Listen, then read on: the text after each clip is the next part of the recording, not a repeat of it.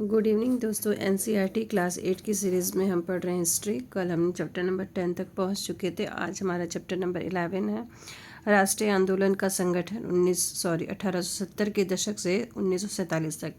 और इसके बाद हमारा एक चैप्टर और रहेगा, तब हमारी क्लास 8 की हिस्ट्री फिनिश और जल्दी हम ज्योग्राफी या फिर सिविक्स की तरफ चलेंगे।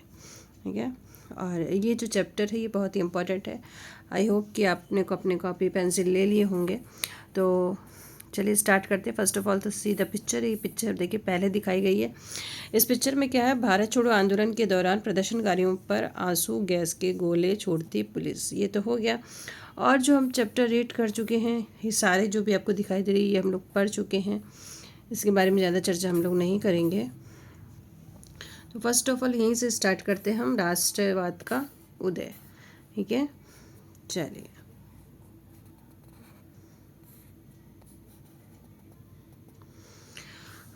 उपरोक्त बदलावों ने लोगों को एक अहम सवाल के बारे में सोचने के लिए विवश कर दिया।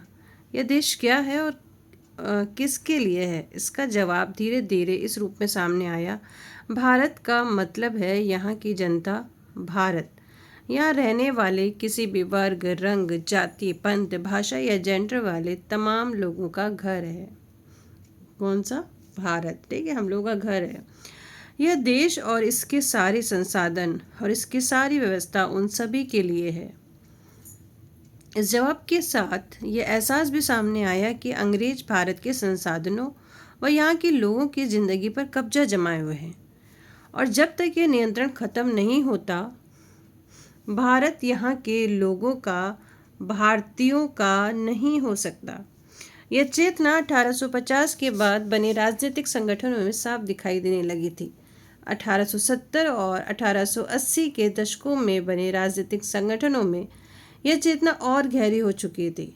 इनमें से ज़्यादातर संगठनों की भागदौड़ वकील आदि अंग्रेजी शिक्षित पेशावरों के हाथ में थी।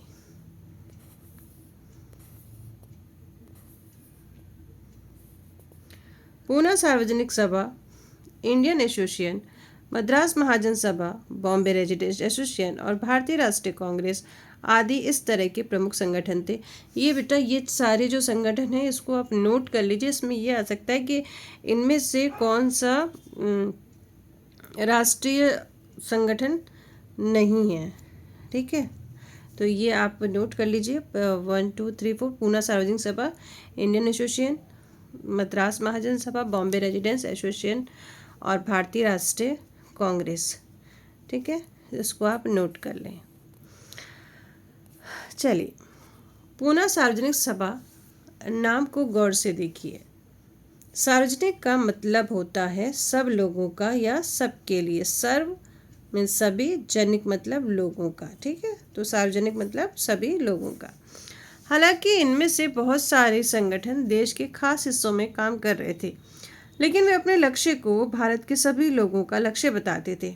उनके मुताबिक उनके लक्ष्य किसी खास इलाके, समुदाय या वर्ग के लक्ष्य नहीं थे। वे इस सोच के साथ काम कर रहे थे कि लोग संप्रभु हो। संप्रभुता एक आधुनिक विचार और राष्ट्रवाद का बुनियादी तत्व होता है। ये संगठन इस धारणा से चलते थे कि भारतीय जनता को अपने मामलों के बारे में फैसले लेने की आज़ादी होना चाहिए। अभी संप्रभु का मीन्स देख लीजिए। संप्रभु का मतलब होता है बाहरी हस्तक्षेप के बिना स्वतंत्र रूप से कदम उठाने की आज़ादी, यानी कि आपको कोई इंटरफेयर करने वाला ना हो। और हमारे देश में इंटरफेयर कर रहे थे अंग्रेज। ठीक है ना। चलिए, 1870 और 1880 के दशकों में ब्रिटिश शासन के प्रति असंतोष और ज़्यादा गहरा हुआ। 1878 में आर्म्स एक्ट पारित किया गया। इसको नोट कर लीजिए, अभी तक ये क्वेश्चन आया नहीं है, आ भी सकता है। ठीक है, आर्म्स एक्ट कब पारित किया गया? 1878 में, जिसके जरिए भारतीयों द्वारा अपने पास हथियार रखने का अधिकार छीन लिया गया। क्योंकि भारत पहले रखते थे, भारत के लोग अपने पास हथियार, तो फिर उसको छीन लिया गया। अंग्रेज आए तो उसको ये अधिकार छीन लिया। उसी साल वर्नाकुलर प्रेस एक्ट भी पारित किया गया था, जिसके बारे में हमने कल पढ़ा था। जिससे सरकार की आलोचना करने वालों को चुप कराया जा सके। इस कानून में प्रावधान था कि किसी अखबार में कोई आपत्तिजनक चीज छपती है तो सरकार उसकी प्रिंटिंग प्रेस सहित सारी संपत्ति को जब्त कर सकती है। 1883 में सरकार ने इल्बर्ट बिल लागू करने का प्रयास किया। इल्बर्ट बिल कब लागू हुआ? प्रयास किया, ठीक है। इसको लेकर काफ़ी हंगामा हुआ। इस विधेयक में प्रावधान किया गया कि भारतीय न्यायाधीश, ये भी जरा देख लीजिए, इसको भी समझ लीजिए, कि भारतीय न्यायाधीश भी ब्रिटिश या यूरोप के व्यक्तियों पर मुकदमा चला सकते हैं ताकि भारत में काम करने वाले अंग्रेज और भारतीय न्यायाधीशों के बीच समानता स्थापित की जा सके। ठीक है, लेकिन हुआ क्या?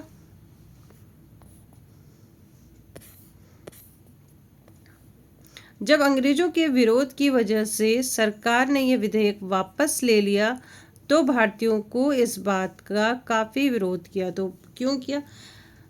पहले तो ये था ना, बराबर चीज़ चल रही थी, लेकिन क्या हुआ, अभी जो विधेयक है वापस ले लिया गया। इस घटना से भारत में अंग्रेजों के असली रवैये का पता चलता था। फिर से समझ लीजिए इस चीज़ को। भारतीय न्यायाधीश भी ब्रिटिश या यूरोपीय व्यक्ति पर मुकदमा चला सकते थे, यानी कि जो अगर हमारे जो भी लोग हैं वो ब्रिटिश या यूरोपीय मुकदमा चला सकते थे, ठीक है, ताकि जो समानता बनी रहे जैसे पहले वो लोग करते थे। लेकिन अब ये विधेयक को वापस ले लिया गया तो हमारे जो भारतीय लोगों में उसमें थोड़ा सा गुस्सा पनप गया। पढ़े लिखे भारतीयों में के एक अखिल भारतीय संगठन की जरूरत 1880 से महसूस की जा रही थी, परंतु इल्बर्ट विधेयक ने इस चाह को और गहरा कर दिया। 1885 में देश भर के 72 प्रतिनिधियों ने बंबई में एक सभा करके भारतीय राष्ट्रीय कांग्रेस की स्थापना का फैसला किया। इसको नोट कर लिया जाए, भारतीय राष्ट्रीय कांग्रेस की स्थापना 1885। संगठन के प्रारंभिक नेता दादा भाई नौरोजी, फिरोज शाह मेहता, बदरुद्दीन तैयब जी, W.C. बैनर्जी, सुरेंद्र नाथ बैनर्जी, रोमेश चंद्र दत्त, S. सुब्रमण्यम अय्यर एवं अन्य लोग थे। प्राय बम्बई और कलकत्ता के ही लोग थे। अब देखिए ये जो है ना क्वेश्चन, ये वाला क्वेश्चन आया था, ठीक है, नौरोजी जी के बारे में। ये 3-4 जो पॉइंट है इसको याद रख लीजिएगा। इसी में से क्वेश्चन आया था कि इसमें से कौन सा क्वेश्चन दादा भाई नौरोजी के बारे में नहीं है। नौरोजी व्यवसायी और प्रचारक थे, ये इनका पॉइंट है। वे लंदन में रहते थे, ये उनका एक पॉइंट है। वे कुछ समय के लिए ब्रिटिश संसद के सदस्य भी रहे हैं, ये भी ठीक है। और एक था वो ठीक नहीं था, तो मेरा गलती से वो मैंने टिक कर दिया था, तो इसके सो सॉरी। तो ये जो पॉइंट है उसको नोट कर लीजिए, ये भी आता है। उन्होंने युवा राष्ट्रवादियों का मार्गदर्शन किया। सेवानिवृत्त ब्रिटिश अफसर A.O. होम ने भी इस देखिए ये ब्रिटिश अफसर हैं, ये A.O. होम ने भी विभिन्न क्षेत्रों के भारतीयों को निकट लाने में अहम भूमिका अदा की। 1885 राष्ट्रीय कांग्रेस की स्थापना, याद रखिएगा। दादा भाई नौरोजी के बारे में 3-4 चीज़ें, इसको भी याद आप रखेंगे, नोट कर लेंगे। कांग्रेस किसके पक्ष में बोलने का प्रयास कर रही थी, इसको आप लिख सकते हैं। पहले देख लेते हैं क्या है। जनवरी 1886 में द इंडियन मिरर नामक अखबार ने लिखा, मुंबई में आयोजित प्रथम राष्ट्रीय कांग्रेस हमारे देश के भावी संसद का केंद्र है और यह हमारे देशवासियों के लिए अकल्पनीय रूप से लाभकारी परिणामों को जन्म देगी। बदरुद्दीन तैयब जी ने 1887 में अध्यक्ष की हैसियत से कांग्रेस को संबोधित करते हुए कहा था, ये कांग्रेस भारत के किसी एक वर्ग या समुदाय के प्रतिनिधियों से मिलकर नहीं बनी, बल्कि ये भारत के सभी समुदायों की संस्था है। अब है हमारा उभरता हुआ राष्ट्र।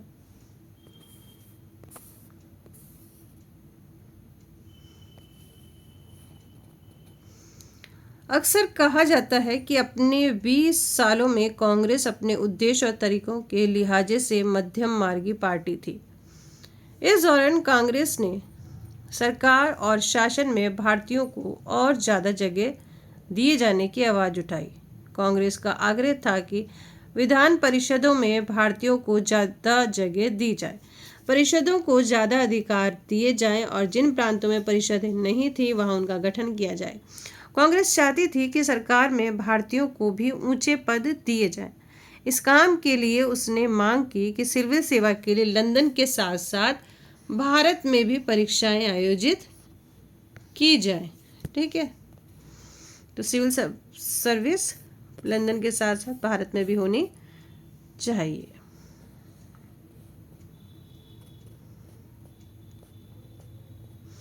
शासन व्यवस्था के भारतीयकरण की मांग नस्लवाद के खिलाफ चल रहे आंदोलन का एक हिस्सा थी, क्योंकि तब तक ज़्यादातर महत्वपूर्ण नौकरियों पर गोरे अफसरों का ही कब्जा था। अंग्रेज आमतौर पर यह मानकर चलते थे कि भारतीयों को जिम्मेदारी भरे पद नहीं दिए जा सकते, क्योंकि अंग्रेज अफसर अपने भारी भरकम वेतन का एक बड़ा हिस्सा ब्रिटेन भेज देते थे। इसलिए लोगों को उम्मीद थी कि भारतीयकरण से यहाँ की धन संपत्ति भी कुछ हद तक भारत में रुकने लगेगी।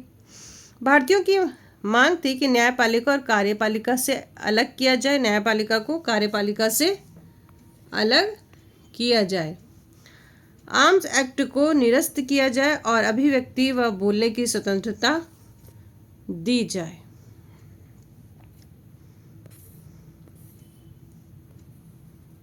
शुरुआती सालों में कांग्रेस ने कई आर्थिक मुद्दे भी उठाए। उसका कहना था कि भारत में ब्रिटिश शासन की वजह से ही गरीबी और अकाल पड़ रहे हैं।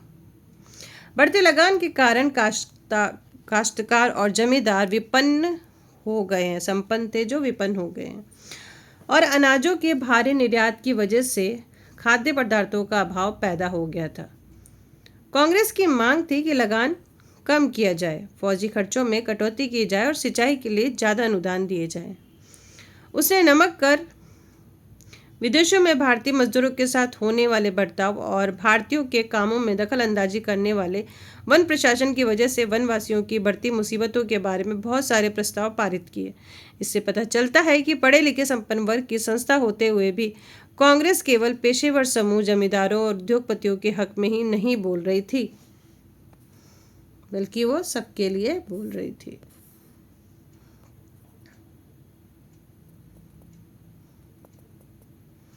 मध्यमार्गी नेता जनता को ब्रिटिश शासन के अन्यायपूर्ण चरित्र से अवगत कराना चाहते थे। उन्होंने अखबार निकाले, लेख निकाले और यह साबित करने का प्रयास किया कि ब्रिटिश शासन देश को आर्थिक तबाही की ओर ले जा रहा है। उन्होंने अपने भाषणों में ब्रिटिश शासन की निंदा की और जनमत निर्माण के लिए देश के विभिन्न भागों में अपने प्रतिनिधि भेजे। लेकिन मध्यम मार्गी को ये लगता था कि अंग्रेज स्वतंत्रता व न्याय के आदर्शों का सम्मान करते हैं, इसलिए वे भारतीयों की न्यायसंगत मांगों को स्वीकार कर लेंगे। लिहाजा कांग्रेस का मानना था कि सरकार को भारतीयों की भावना से अवगत कराना चाहिए। स्वतंत्रता हमारा जन्मसिद्ध अधिकार। अब हमारा पॉइंट फिर लिखने वाला आ गया है। रेडी? चलिए, ये क्वेश्चन आया था, ये बहुत इजी है, 1 नंबर फ्री के आपको मिलने वाले हैं। 1890 के दशक तक बहुत सारे लोग कांग्रेस के राजनीतिक तौर तरीकों पर सवाल खड़ा करने लगे थे। बंगाल, पंजाब और महाराष्ट्र में बिपिन चंद्रपाल, बाल गंगाधर तिलक, लाला लाजपत राय यानी कि लाल बाल पाल, जिनके बारे में हम लोग बचपन में ही पढ़ चुके हैं ना, जैसे नेता ज़्यादा आमूल परिवर्तनवादी उद्देश्य और पद्धतियों के अनुरूप काम करने लगे थे। उन्होंने निवेदन की राजनीति को नरमपंथियों की आलोचना, ठीक है, गरम दल और नरम दल था, तो ये गरम दल वाले थे, और अब जो नरम दल वाले थे वो निवेदन की राजनीति पे चलते थे, तो इन्होंने उनकी आलोचना की कि भाई ज़्यादा रिक्वेस्ट करने से काम नहीं चलने वाला है, और आत्मनिर्भरता के तथा रचनात्मक कामों के महत्व पर जोर दिया। उन्होंने कहा प्रैक्टिकल बनो, रिक्वेस्ट करने से कुछ होगा नहीं। उनका कहना था कि लोगों को सरकार के नेक इरादों पर नहीं बल्कि अपनी ताकत पर भरोसा करना चाहिए। लोगों को स्वराज के लिए लड़ना चाहिए। तिलक का नारा था, या उन्होंने नारा दिया, स्वतंत्रता मेरा जन्मसिद्ध अधिकार है और मैं इसे लेकर रहूँगा। तो ये तो बहुत इजी है, जो आप आसानी से 1 नंबर गेट कर लेंगे।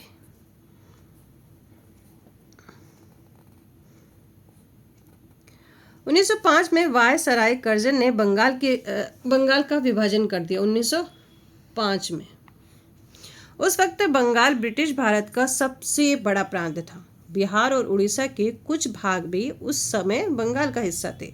अंग्रेजों का कहना था कि प्रशासकीय सुविधा को ध्यान में रखते हुए बंगाल का बंटवारा करना जरूरी था। अच्छा, क्या कहना था? प्रशासकीय सुविधा को ध्यान में रखते हुए। परंतु इस प्रशासकीय सुविधा का मतलब क्या था? इससे किसको सुविधा मिलने वाली थी? जाहिर है इसका ताल्लुक अंग्रेज अफसरों और व्यापारियों के फायदे से था। लेकिन सरकार ने गैर बंगाली इलाकों को अलग करने के बजाय उसके पूर्वी भागों को अलग करके असम में मिला दिया। पूर्वी बंगाल को अलग करने के पीछे अंग्रेजों का मुख्य उद्देश्य यही रहा होगा कि बंगाली राजनेता के प्रभाव पर अंकुश लगाया जाए और बंगाली जनता को बांट दिया जाए।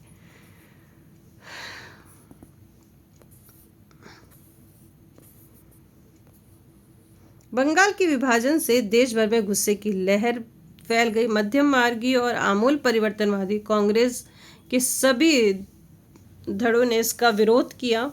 धड़ों मतलब संगठन ने। विशाल जनसभाओं का आयोजन किया गया और जुलूस निकाले गए। जन प्रतिरोध के नए नए रास्ते ढूंढे गए, जिससे जो संघर्ष उपजा उसे स्वदेशी आंदोलन के नाम से जाना जाने लगा। यह आंदोलन बंगाल में सबसे ताकतवर था, परंतु अन्य इलाकों में भी इसकी भारी अनुगूंज दिखाई दी। ये उदाहरण हम लोग बाद में पढ़ेंगे, पहले ये देख लीजिए। मेज पर रखे अखबार का नाम देखिए। तिलक के संपादन में निकलने वाला मराठी अखबार केसरी। ठीक है, केसरी किसके संपादन में है? तिलक जी के संपादन में। तो तिलक का रिलेशन किससे? केसरी से। याद रखिएगा, ब्रिटिश शासन का कट्टर विरोधी बन गया था ये अखबार। चलिए, इसको भी नोट कर लीजिएगा, केसरी। उदाहरण के लिए आंध्र के डेल्टा इलाकों में इसे वंदे मातरम आंदोलन के नाम से जाना जाने लगा। स्वदेशी आंदोलन ने ब्रिटिश शासन का विरोध किया और स्वयं सहायता, स्वदेशी उद्यमों, राष्ट्रीय शिक्षा और भारतीय भाषा के उपयोग को बढ़ावा दिया। स्वराज के लिए आमूल परिवर्तनवादी ने जनता को लामबंद करने और ब्रिटिश संस्थानों व वस्तुओं के बहिष्कार पर जोर दिया। कुछ लोग ब्रिटिश शासन को उखाड़ फेंकने के लिए क्रांतिकारी हिस्सा के समर्थन थे। 20वीं शताब्दी के प्रारंभिक दशकों में कई दूसरी महत्वपूर्ण घटनाएं भी घटी। 1906 में मुसलमान जमींदारों और नवाबों के एक समूह ने ढाका में ऑल इंडिया मुस्लिम लीग का गठन किया। ये नोट कर लीजिए, ठीक है। 1906 में ऑल इंडिया मुस्लिम लीग की स्थापना। लीग ने बंगाल विभाजन का समर्थन किया। ओके। लीग की मांग थी कि मुसलमानों के लिए अलग निर्वाचिका की व्यवस्था की जाए और जो अंग्रेज सरकार ने इनकी मांग मान ली। अब परिषदों में से कुछ सीट मुसलमानों उम्मीदवारों के लिए आरक्षित कर दी गई, जिन्हें मुस्लिम मतदाताओं द्वारा ही चुनकर भेजा जाना था। इससे राजनेताओं में अपने धार्मिक समुदाय के लोगों को अपना राजनीतिक समर्थन बनाने का लालच पैदा हो गया।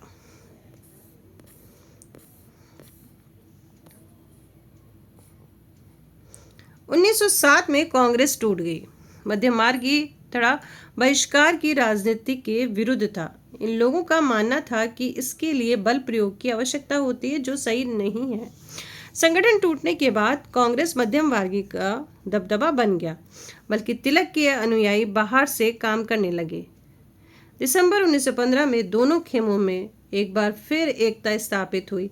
अगले साल कांग्रेस और मुस्लिम के बीच ऐतिहासिक लखनऊ समझौते पर दस्तखत हुए। दोनों संगठनों ने देश के प्रतिनिधिक सरकार के संगठन के लिए मिलकर काम करने का फैसला किया। अब है हमारा जन राष्ट्रवाद का उदय। 1919 के बाद अंग्रेजों के खिलाफ चल रहा संघर्ष धीरे धीरे एक जन आंदोलन में तब्दील होने लगा। किसान, आदिवासी, विद्यार्थी और महिलाएं बड़ी संख्या में इस आंदोलन में जुड़ते गए। कई बार औद्योगिक मजदूरों ने भी इस आंदोलन में योगदान दिया। 20 के दशक के कुछ खास व्यावसायिक समूह भी कांग्रेस को सक्रिय समर्थन देने लगे। ऐसा क्यों हुआ? चलिए देखते हैं। पहले विश्व युद्ध ने भारत की आर्थिक और राजनीतिक स्थिति बदल दी थी। इस युद्ध की वजह से ब्रिटिश भारत सरकार के रक्षा व्यय में भारी इजाफा हुआ। इस खर्च को निकालने के लिए सरकार ने निजी आय और व्यावसायिक मुनाफे पर कर बढ़ा दिया था। ठीक है, क्या बढ़ा दिया था? कर बढ़ा दिया था। सैनिक व्यय में इजाफे और युद्ध आपूर्ति की वजह से जरूरी कीमतों की चीज़ों में भारी उछाल आया और आम लोगों की जिंदगी मुश्किल होती गई। दूसरी ओर व्यावसायिक समूह युद्ध से बेहिसाब मुनाफा कमा रहे थे, जैसा कि हम लेसन 7 में पढ़ चुके थे ना। इस युद्ध में औद्योगिक वस्तुएं, जूट के बोरे, कपड़े, पटरियों की मांग बढ़ा दी गई।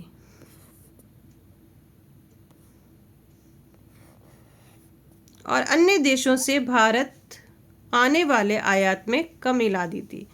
इस तरह युद्ध के दौरान भारतीय उद्योगों का विस्तार हुआ और भारतीय व्यावसायिक समूह विकास के जरिए और अधिक अवसरों की मांग करने लगा।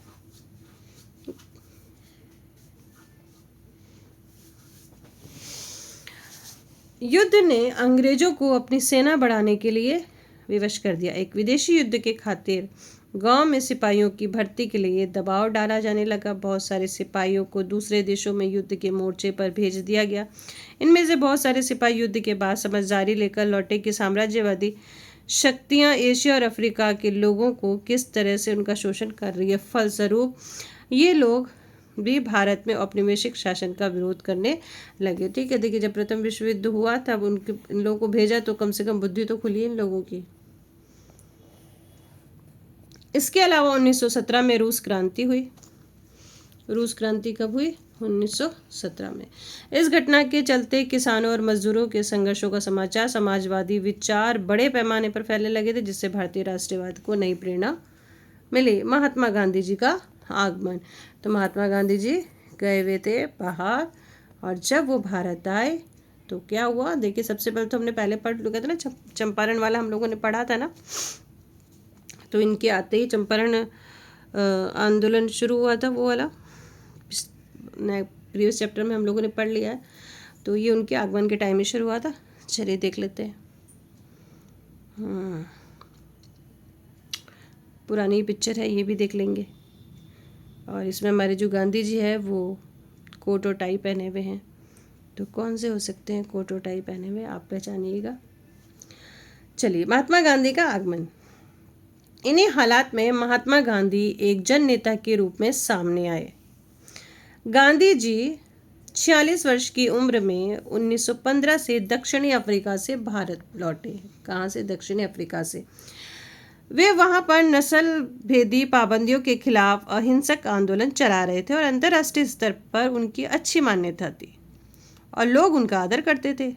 दक्षिण अफ्रीकी आंदोलन की वजह से उन्हें हिंदू, मुसलमान, फारसी और ईसाई, गुजराती, तमिल और उत्तर भारतीय उच्च वर्गीय व्यापारी, वकील और मजदूर सब तरह के भारतीयों से मिलने जुलने का मौका मिला था।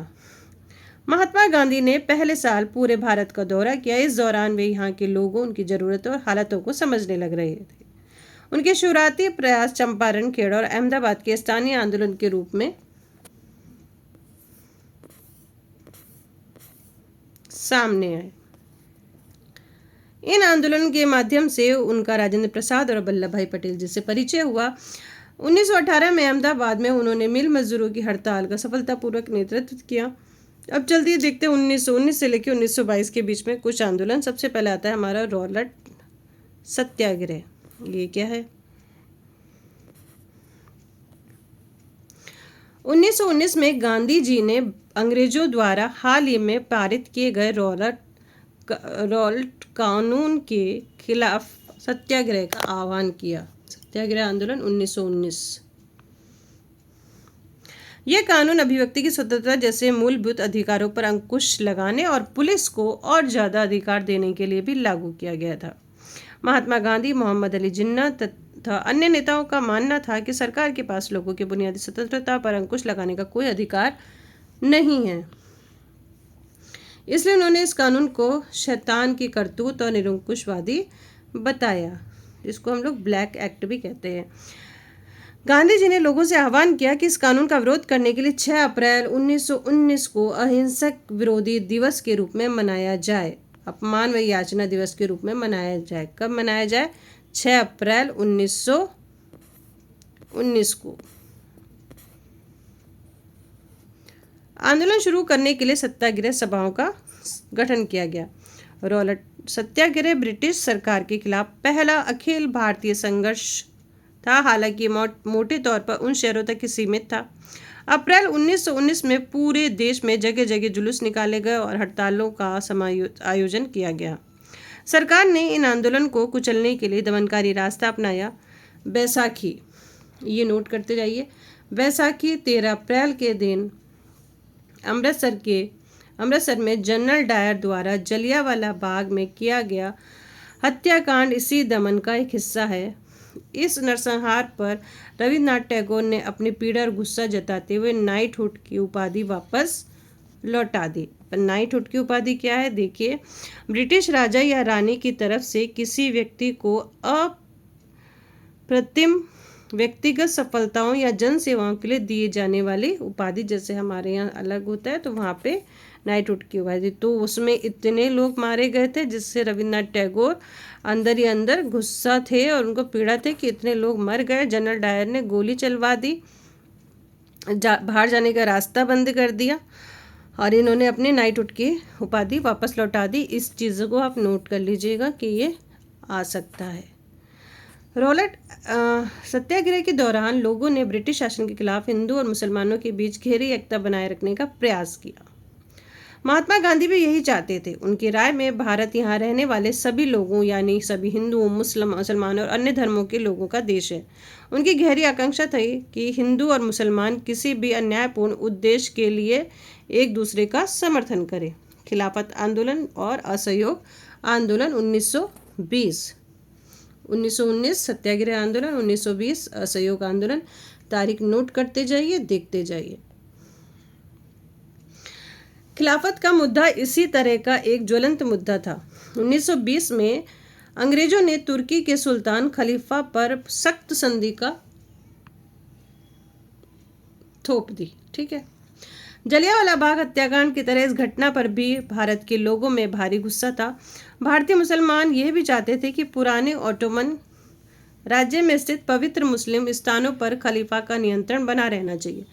खिलाफत आंदोलन के नेता मोहम्मद अली और शौकत अली अब एक सर्वव्यापी असहयोग आंदोलन शुरू करना चाहते थे। मोहम्मद अली और शौकत अली किसके नेता थे? खिलाफत आंदोलन के।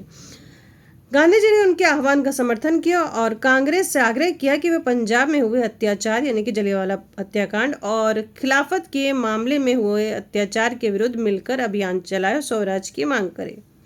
सन 1921 और 1922 के दौरान असहयोग आंदोलन को और गति मिली। हजारों विद्यार्थियों ने सरकारी स्कूल कॉलेज छोड़ दिए।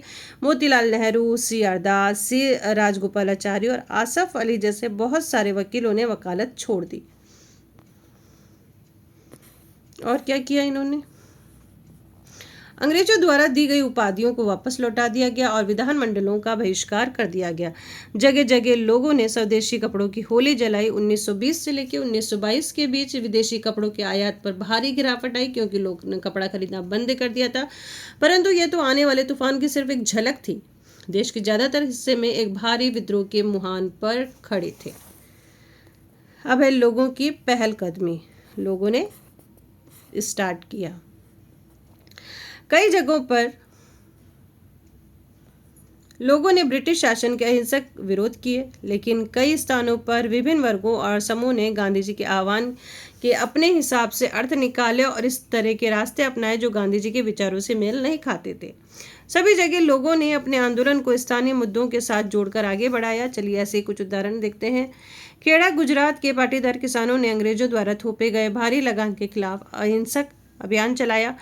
तटीय आंध्र प्रदेश और तमिलनाडु के भीतरी भागों में शराब की दुकानों की घेरबंदी की गई। आंध्र प्रदेश के गुंटूर जिले में आदिवासी, इसको नोट करिएगा, ठीक है।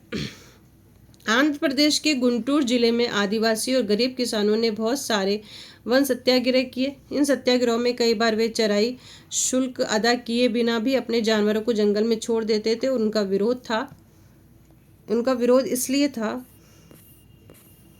क्योंकि उपनिवेशक सरकार ने वन संसाधनों पर उनके अधिकारों को बहुत सीमित कर दिया था। ये हम लोग रीड कर चुके हैं।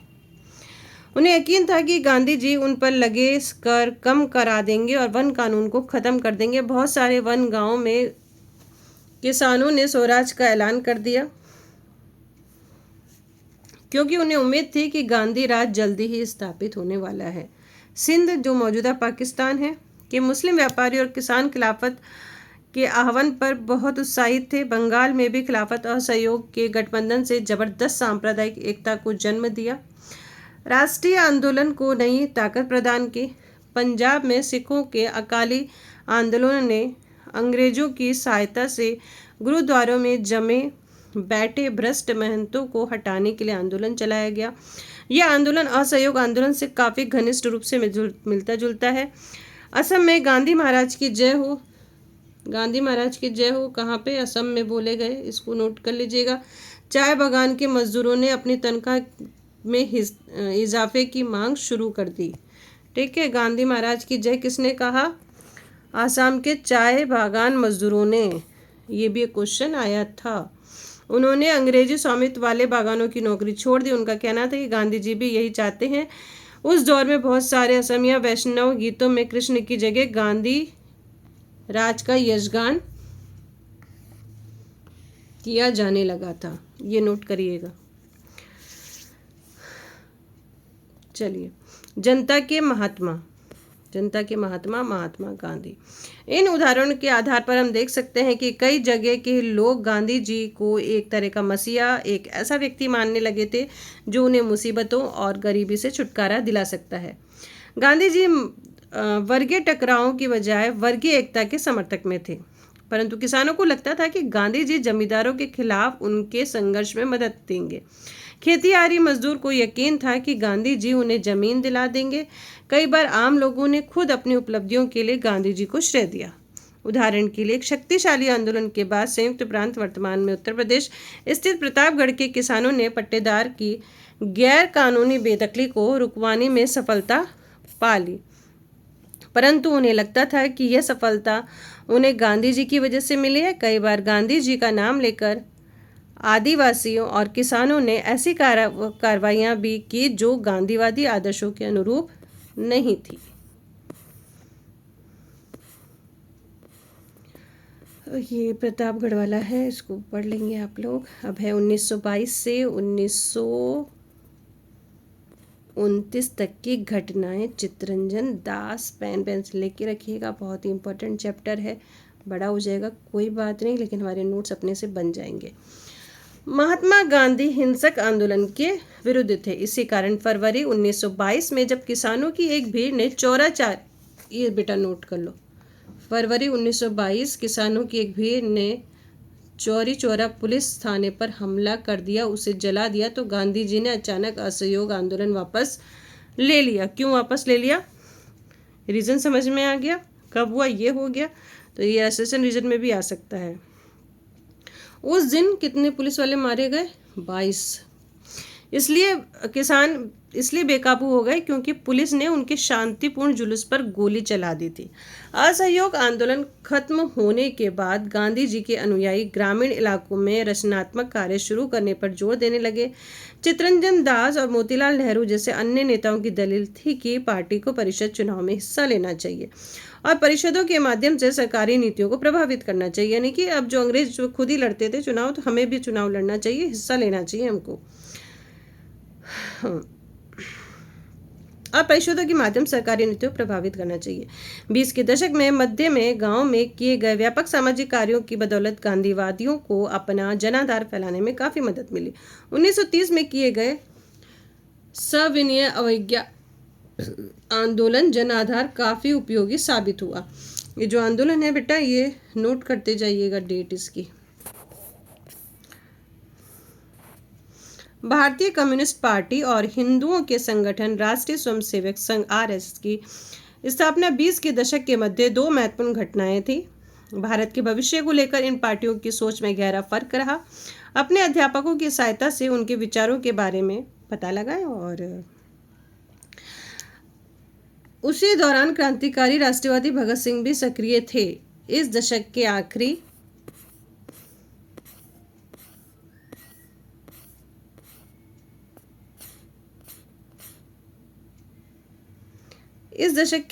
में कांग्रेस ने पूर्ण स्वराज का प्रस्ताव पारित किया। जवाहरलाल नेहरू की अध्यक्षता में 1929 में पारित किए गए इस प्रस्ताव के आधार पर 26 जनवरी 1930 को पूरे देश में स्वतंत्रता दिवस मनाया गया। अब ये हम लोग बहरे कानों को सुनाने के लिए धमाके की ज़रूरत होती है। इनकलाब जिंदाबाद, ये अभी इसको पढ़ेंगे हम लोग। और I think Simon go back, इसको देखने की ज़रूरत नहीं है। हाँ चलो, भगत सिंह को ही हम लोग देखेंगे। इसमें पॉइंट जो नोट करने वाले हैं उसको आप नोट करेंगे, ठीक है। भगत सिंह ने इनकलाब जिंदाबाद का नारा दिया था। ये भगत सिंह है हमारे। भगत सिंह, चंद्रशेखर आज़ाद, सुखदेव और उनके जैसे अनेक क्रांतिकारी राष्ट्रवादी उपनिवेशिक शासन तथा अमीर शोषक वर्गों से लड़ने के लिए मजदूरों और किसानों की क्रांति चाहते थे। अब ये बेटा ये नोट करते जाओ, ठीक है, इसमें भी क्वेश्चन आया था। इस काम को पूरा करने के लिए उन्होंने 1928 में दिल्ली स्थित फिरोजशाह कोटला में हिंदुस्तान सोशलिस्ट रिपब्लिकन एसोसिएशन की स्थापना की। ये फर्स्ट पॉइंट है। फिर है 17 दिसंबर 1928 को भगत सिंह, चंद्रशेखर और राजगुरु ने लाला लाजपत राय पर लाठीचार्ज करने वाले सैंडर्स नामक पुलिस अफसर की हत्या कर दी। इसका सेकंड पॉइंट है। इस लाठीचार्ज के कारण बाद में उनकी मृत्यु हो गई थी। ये 2 पॉइंट है। एक पॉइंट और है, हाँ, इसमें कौन कौन थे, ये 1 2 3 लोग मेन लीडर थे। तो ये जो है इसको नोट कर लेंगे। अपने साथी राष्ट्रवादी बी के दत्त के साथ भगत सिंह ने 8 अप्रैल 1929 को केंद्रीय विधानसभा में बम फेंका। क्रांतिकारियों ने अपने पर्चे में कहा, उनका मकसद किसी की जान लेना नहीं बल्कि भैरवों को सुनाना है तथा विदेशी सरकार को उसके द्वारा किए गए भयानक शोषण से अवगत कराना है। भगत सिंह, सुखदेव और राजगुरु को 23 मार्च 1931 पर फांसी पर चढ़ा दिया। उस समय भगत सिंह की आयु सिर्फ और सिर्फ 23 साल की थी, बहुत छोटे थे। अब है हमारा दांडी मार्च, ये भी इम्पोर्टेंट है, इसको भी हम नोट करते हुए जाएंगे। पूर्ण स्वराज अपने आप आने वाला नहीं था, इसके लिए लोगों को लड़ाई में उतरना था। 1930 में गांधी जी ने ऐलान किया कि वे नमक कानून तोड़ने के लिए यात्रा निकल, क्योंकि नमक पे भी क्या होता, कर लगा दिया गया था। उस समय नमक के उत्पादन और बिक्री पर सरकार का एकाधिकार होता था।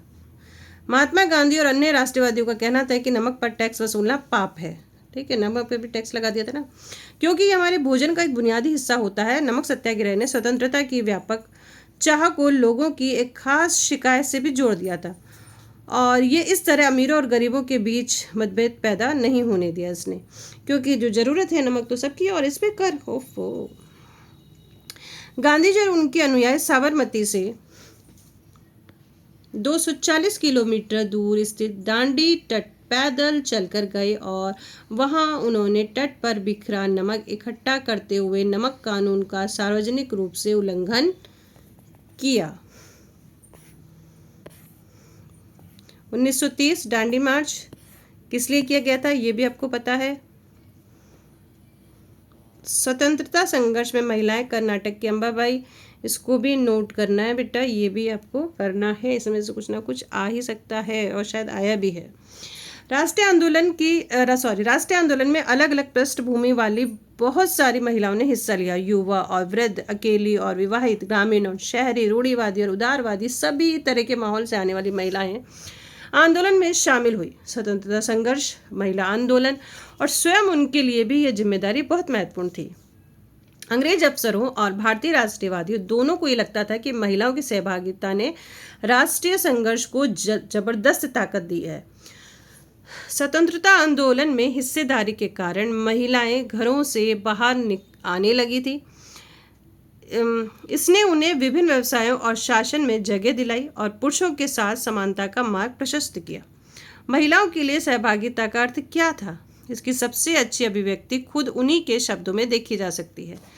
कर्नाटक की अंबाबाई का विवाह 12 साल की उम्र में करा दिया गया था। 16 साल की उम्र में वह विधवा हो गई। उन्होंने उडुपी में विदेशी कपड़ों और शराब की दुकानों की घेराबंदी की। उन्हें गिरफ्तार किया गया और सजा दी गई। रिहा होने पर उन्हें दोबारा गिरफ्तार कर लिया गया।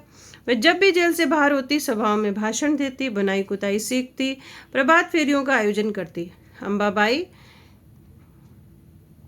इन्हें अपने जीवन में सबसे सुखद क्षण मानती थी, क्योंकि ऐसे क्षणों में उन्हें एक नया मकसद और प्रतिबद्धता दिखाई देती थी कि उन्हें ये काम करना है अपने देश के लिए, अपने देश के लोगों के लिए। आंदोलन में हिस्सेदारी के अपने अधिकार को मनवाने के लिए महिलाओं को काफ़ी जद्दोजहद करनी पड़ती थी। उदाहरण के लिए नमक सत्याग्रह के दौरान शुरुआत में खुद महात्मा गांधी भी महिलाओं की हिस्सेदारी के समर्थन में नहीं थे। आखिरकार सरोजिनी नायडू ने उन्हें इस बात के लिए मना लिया। ये भी हमारी सक्रिय भूमिका में रही है सरोजिनी नायडू। ये देखिए पिक्चर में सरोजिनी नायडू। उन्होंने पानी उबालकर भी नमक बनाया। इस आंदोलन में किसान, आदिवासियों और महिलाओं ने बड़ी संख्या में हिस्सा लिया। नमक के मुद्दे पर एक व्यावसायिक संघ ने पर्चा प्रकाशित किया। सरकार को शांतिपूर्ण सत्याग्रह के निर्मम दमन के लिए आंदोलन को कुचलने का प्रयास किया गया। हजारों आंदोलनकारियों को जेल में डाल दिया गया। भारतीय जनता के साझा संघर्षों के चलते आखिरकार, नोट करते जाइए, 1935 के गवर्नमेंट ऑफ इंडिया एक्ट में प्रांतीय स्वायत्तता का प्रावधान किया गया। सरकार ने ऐलान किया कि 1937 में प्रांतीय विधायिकाओं के लिए चुनाव करवाए जाएंगे। इन चुनावों के परिणाम आने पर 11 में से 7 प्रांतों में कांग्रेस की सरकार बनी।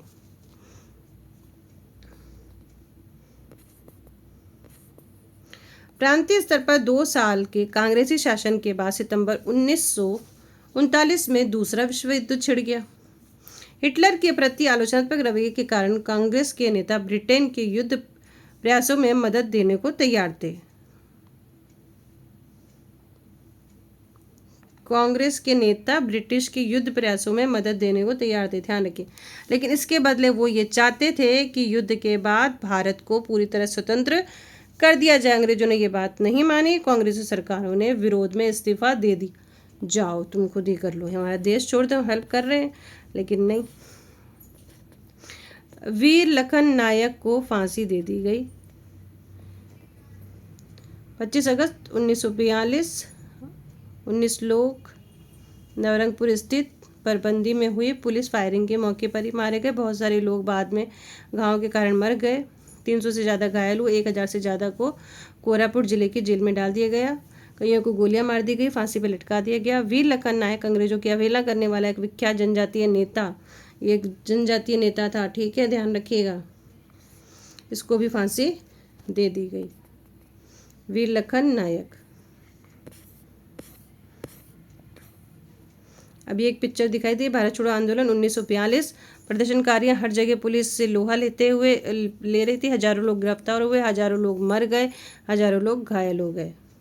फिर आते हैं हमारे सुभाष चंद्र बोस, जिन्होंने जो स्थापना की INA, Indian national army, Bharat छोड़ो। और उसके बाद पहले ये पढ़ लेते हैं, फिर सुभाष चंद्र बोस जी को पढ़ेंगे। महात्मा गांधी ने दूसरे विश्व के बाद अंग्रेजों के खिलाफ आंदोलन का एक नया चरण शुरू किया। उन्होंने अंग्रेजों को चेतावनी दी, फौरन भारत छोड़ दें। गांधी जी ने भारतीय जनता से आह्वान किया, करो या मरो, ठीक है, ये भी गांधी जी का नारा है, कि सिद्धांत पर चलते हुए अंग्रेजों के विरुद्ध अहिंसक ढंग से संघर्ष करें। गांधी जी और अन्य नेताओं को फौरन जेल में डाल दिया गया। इसके बावजूद यह आंदोलन फैलता गया। किसान और युवा इस आंदोलन में बड़ी संख्या में शामिल हुए। विद्यार्थी अपनी पढ़ाई लिखाई छोड़ के आंदोलन में कूद पड़े। देश भर में संचार और राजसत्ता के प्रतीकों पर हमले हुए। बहुत सारे इलाकों में लोगों ने अपनी सरकार का गठन कर लिया। सबसे पहले अंग्रेजों ने बर्बर दमन का रास्ता अपनाया। 1943 के अंत तक लगभग 90,000 से लोग गिरफ्तार कर लिए गए और लगभग 1,000 लोग पुलिस की गोलियों से मारे गए। बहुत सारे इलाकों में हवाई जहाज़ों से भी भीड़ पर गोलियां बरसाने के आदेश दिए गए, परंतु आखिरकार इस विद्रोह से ब्रिटिश राज को घुटने टेकने पर मजबूर कर दिया। अब चलिए थोड़ा सा इनके बारे में पढ़ लेते हैं, सुभाष चंद्र बोस जी के बारे में, फिर आगे आते हैं हम लोग, ठीक है। समाजवादी विचार रखने वाले आमूल परिवर्तनवादी राष्ट्रीयवादी सुभाष चंद्र बोस अहिंसा के गांधीवादी आदर्श पर विश्वास नहीं रखते थे। हालांकि राष्ट्रीय पिता के रूप में गांधी जी का सम्मान करते थे। जनवरी 1941 में उन्होंने बिना किसी को बताए कलकत्ता छोड़ दिया और जर्मनी के रास्ते हुए सिंगापुर पहुंच गए। भारत को एक अंग्रेजों के नियंत्रण से मुक्त कराने के लिए उन्होंने वहां आज़ाद हिंद फौज की स्थापना की। 1944 में आज़ाद हिंद फौज ने इम्फाल और कोहिमा की ओर से भारत में प्रवेश करने का प्रयास किया, परंतु यह अभियान सफल नहीं हो पाया। INA के सदस्यों को कैद कर लिया गया और उन पर मुकदमे चलाए गए। देश भर में तमाम तरह के लोगों ने आज़ाद हिंद फौज के सिपाहियों पर चलाए गए मुकदमों के खिलाफ चल रहे संघर्षों में हिस्सा लिया। इस चीज़ को थोड़ा सा है जो नोट कर लीजिएगा। एक तो जो इंडियन नेशनल आर्मी किसके द्वारा संगठित हुई और कब संगठित हुई, ये भी कर लेंगे आप लोग। अब आते हैं स्वतंत्रता और विभाजन की ओर।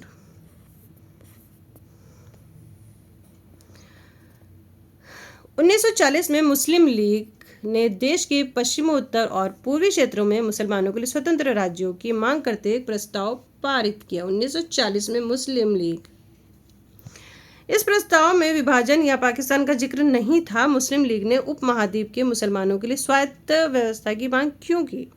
1930 के दशक के आखिरी सालों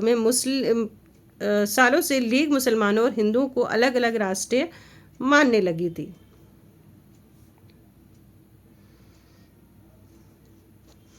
जो ये लीग थी ना, लीग एक कमेटी जो बनी थी, ये इनको और इनको क्या कर रही थी, अलग अलग रास्ते मानने लगी थी। इस विचार तक पहुंचने में 20 और 30 के दशक में हिंदू और मुसलमानों के कुछ संगठनों के बीच बहुत मामला गड़बड़ता है ना, तनाव भी हाथ हो रहा था। 1937 के प्रांतीय चुनाव संभवतः इससे भी ज़्यादा बड़े कारण रहे हों। इन चुनावों ने मुस्लिम लीग को इस बात पर यकीन दिला दिया कि यहाँ मुसलमान अल्पसंख्यक हैं और किसी भी लोकतांत्रिक संरचना में उन्हें हमेशा गौण भूमिका ही निभानी पड़ेगी। उनके दिमाग में सोच हो गई। लीग को यह भी भय था कि मुसलमानों को प्रतिनिधित्व ही न मिल पाए। 1937 में मुस्लिम लीग संयुक्त प्रांत में कांग्रेस के साथ मिलकर सरकार बनाना चाहती थी, परंतु कांग्रेस ने इसको स्वीकार नहीं हुआ, जिससे फासला और बढ़ गया। ठीक है, जो मुस्लिम लीग के कुछ मेंबर थे, आई थिंक कह रहे होंगे कि हमें भी कर दो, लेकिन कांग्रेस ने इसको नहीं माना, तो उनको लगा कि देखो अभी से हमारी बात नहीं सुनी जा रही है। 30 के दशक में मुस्लिम जनता को अपने साथ लामबंद करने में कांग्रेस की विफलता ने भी लीग को अपना सामाजिक जनाधार फैलाने में मदद दी। 40 के दशक के शुरुआती सालों में जिस समय कांग्रेस के ज़्यादातर नेता जेल में थे, उस समय लीग अपना प्रभाव फैलाने के लिए तेजी से प्रयास किए। 1945 में विश्व युद्ध खत्म होने के बाद अंग्रेजों ने भारतीय स्वतंत्रता के लिए कांग्रेस और लीग से बातचीत शुरू कर दी। ये वार्ता असफल रही, क्योंकि लीग का कहना था कि उसे भारतीय मुसलमानों का एकमात्र प्रतिनिधि माना जाए। कांग्रेस इस दावे को मंजूर नहीं कर सकती थी, क्योंकि बहुत सारे मुसलमान अभी भी उनके साथ थे। 1946 में दोबारा प्रांतीय चुनाव हुए। सामान्य निर्वाचन क्षेत्रों में कांग्रेस का प्रदर्शन तो अच्छा रहा, परंतु मुसलमानों की आरक्षित सीटों पर लीग बेजोड़ सफलता मिली। लीग पाकिस्तान की मांग चलती रही। मार्च 1946 में ब्रिटिश सरकार ने इस मांग का अध्ययन करने और स्वतंत्र भारत के लिए एक सही राजनीतिक बंदोबस्त सुझाने के लिए 3 सदस्यीय परिसंघ भारत भेजा। अब इनका क्या सुझाव था भाई? इस परिसंघ ने सुझाव दिया कि भारत अविभाजित रहे, उसे मुस्लिम बहुल क्षेत्रों को कुछ स्वायत्तता देते हुए एक ढीले ढाले महासंघ के रूप में संगठित किया जाए। कांग्रेस और मुस्लिम लीग दोनों ही इस प्रस्ताव से कुछ खास प्रावधानों पर सहमत नहीं थे। अब देश का विभाजन अवश्य भावी था, अब तो देश के टुकड़े होने ही थे। कैबिनेट मिशन की इस विफलता के बाद मुस्लिम लीग ने पाकिस्तान की अपनी मांग मनवाने के लिए जन आंदोलन शुरू कर दिया। उसने 16 अगस्त 1946 को प्रत्यक्ष कार्रवाई दिवस मनाने का आह्वान किया। किसने? मुस्लिम लीग ने। इसी दिन कलकत्ता में दंगे भड़क उठे, जो कई दिन तक चलते रहे। इन दंगों में हजारों लोग मारे गए। मार्च 1947 तक उत्तर भारत के विभिन्न भागों में भी हिंसा फैल गई, कई लोग मारे गए, असंख्य महिलाओं को विभाजन की इस हिंसा में कथनीय अत्याचारों का सामना करना पड़ा। करोड़ों लोगों को अपने घर बार छोड़कर भागना पड़ा, अपने मूल स्थानों से बिछड़ कर ये लोग रातों रात अजनबी जमीन पर शरणार्थी बनकर रहे। विभाजन का नतीजा ये भी हुआ कि भारत की शक्ल सूरत बदल गई, उसके शहरों का माहौल बदल गया और एक नए देश पाकिस्तान का जन्म हुआ। इस तरह ब्रिटिश शासन ने स्वतंत्रता का आनंद विभाजन की पीड़ा और हिंसा के साथ हमारे सामने आया। भारत आज़ाद तो हुआ लेकिन हमारे देश के दो टुकड़े हो गए। तो ये थी हमारी आज़ादी की लड़ाई। अब ये पहले पिक्चर नंबर 20 देख लीजिए आप। इसमें जवाहरलाल नेहरू कांग्रेस मुंबई अधिवेशन से पहले महात्मा गांधी से बातचीत कर रहे हैं। ये जुलाई 1946 का पिक्चर है। और उसके बाद ऊपर वाले पिक्चर्स में देखते हैं ये क्या क्या है। ये पटेल जी हैं और ये चलिए तो आप लोग देख लेंगे। तो ये हमारा चैप्टर यहाँ पे फिनिश हुआ है। अब लास्ट आई थिंक 2 चैप्टर है या 1 चैप्टर है, जो भी है उसको हम लोग जल्दी फिनिश करने की कोशिश करेंगे और जल्दी से जल्दी आप अपने नोट्स रेडी करिए, बहुत ही ईजी है। Best of luck all of you. Good night, take care, bye bye.